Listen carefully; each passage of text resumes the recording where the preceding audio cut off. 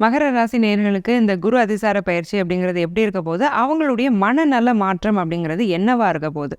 மகரம், குரு எங்கே உட்காந்துருக்கிறாரு? 7ஆம் இடத்துல உட்காந்துட்டு நேராக ராசியை பார்க்குறாரு. அப்போ என்ன ஆகும்னா, நம்ம இன்னும் கொஞ்சம் கொடுக்கலாம்.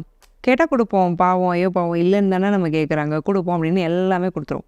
திரும்ப நமக்கு என்ன ஆகும்னா, நம்ம ராசிநாதன் சனியில் சும்மா இருப்பாரா? நீ கொடுத்தல்ல, உனக்கு ஏதாவது ஹெல்ப்னா நீ கேளு. இப்போ அதில் என்ன தப்பு? அது நியாயமும் தான். நம்ம போய் கேட்போம். அவங்க ஒன்றுமே நமக்கு கொடுக்க மாட்டாங்க.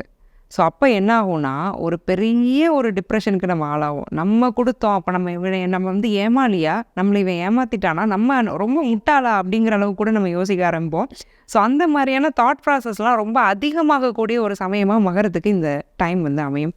ஸோ யாருக்கு ஹெல்ப் பண்ணாலும் கொஞ்சம் கவனமாக ஹெல்ப் பண்ணுங்கள். அல்லது எக்ஸ்பெக்டேஷன்ஸ் இல்லாமல் ஹெல்ப் பண்ணுங்கள். 2 சினாரியோ வச்சுக்கோங்க. நீங்கள் திரும்பி எதிர்பார்க்குறீங்க அப்படின்னா யாருக்கும் ஹெல்ப் பண்ணாதீங்க. யாரும் உங்களுக்கு திரும்பி பண்ண போகிறதில்ல இந்த குறிப்பிட்ட அதிசார பயிற்சியில். ஏன்னா 7ல் குரு உட்காந்துட்டு ராசியை பார்க்குறாரு.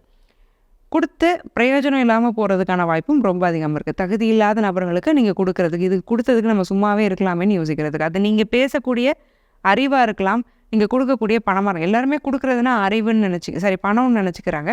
பட் நம்ம சில விஷயங்களை சொல்லித்தரோம், நம்ம மனசை விட்டு சில எமோஷன்ஸை வந்து நம்ம ஷேர் பண்ணுறோம், நம்ம கைண்டாக இருக்கிறோன்னா இது அதை விட வேல்யூபிள். அதையும் கொடுக்காதீங்க.